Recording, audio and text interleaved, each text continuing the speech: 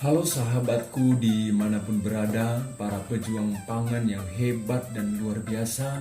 Di video kali ini saya akan berbagi informasi mengenai 4 cara efektif untuk mengendalikan penyakit patek atau antraknosa pada tanaman cabai.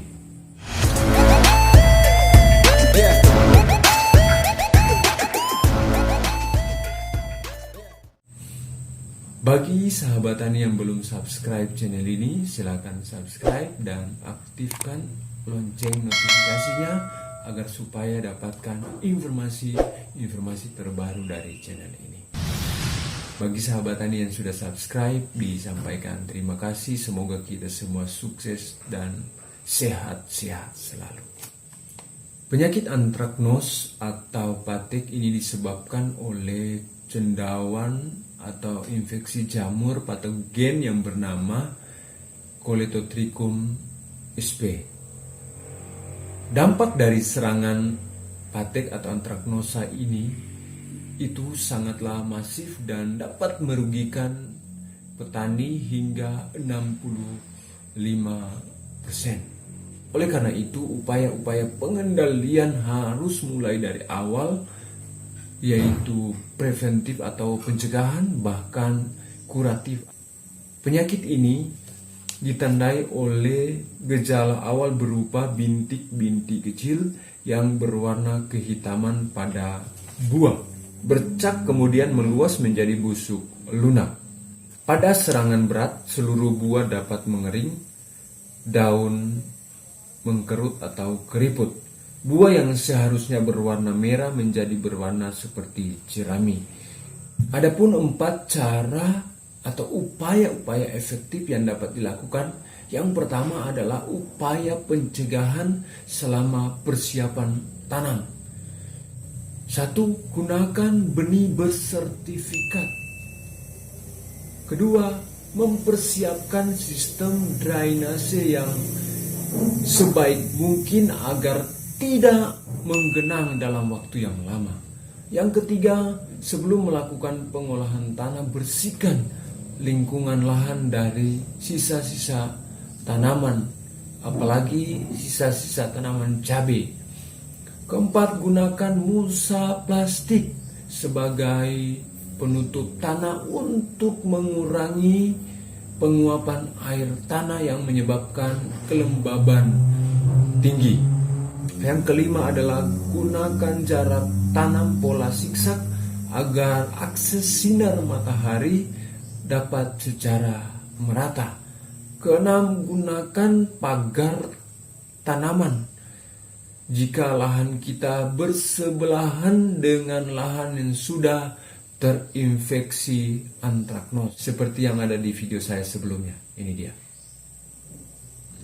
Yang ketujuh adalah tambahkan kapur dolomit atau kapur pertanian pada saat pembuatan bedengan. Yang kedelapan adalah tambahkan agen hayati atau trichoderma. Cara efektif yang kedua adalah upaya pengendalian secara preventif atau pencegahan. 1. Berikan unsur hara yang berupa kalsium atau fosfat pada tanaman cabai yang menjelang berbunga. Kedua, gunakan pestisida protektif yang berbahan aktif tembaga hidroksida. Yang ketiga, lakukan pengendalian hama secara efektif karena seringkali spora dari penyakit patek atau antraknos ini dibawa oleh kaki serangga yang berpindah dari tanaman yang terinfeksi kepada tanaman yang sehat. Cara efektif yang ketiga adalah upaya pengendalian secara kuratif. Yang pertama, kita gunakan atau aplikasikan fungisida kontak yang berbahan aktif tembaga hidroksida dan fungisida sistemik dengan bahan aktif benomil metil tiofanat metalaxyl, dimetomorph, difenoconazole, dan tebuconazole. Ini ada contoh-contohnya ya. Jadi sebelum menggunakan pestisida atau fungisida, bagi sahabat tani selalu kita lakukan membaca aturan-aturan penggunaan pestisida atau fungisida yang tertera pada kemasan fungisida atau pestisida yang ada. Upaya pengendalian yang keempat adalah pemulihan tanaman.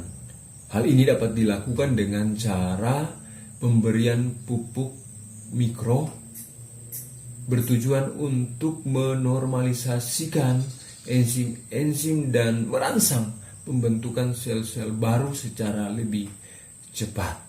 Demikian pembahasan kali ini.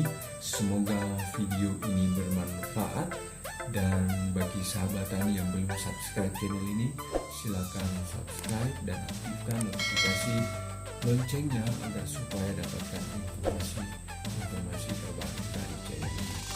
Sampaikan terima kasih. Semoga kita semua sehat.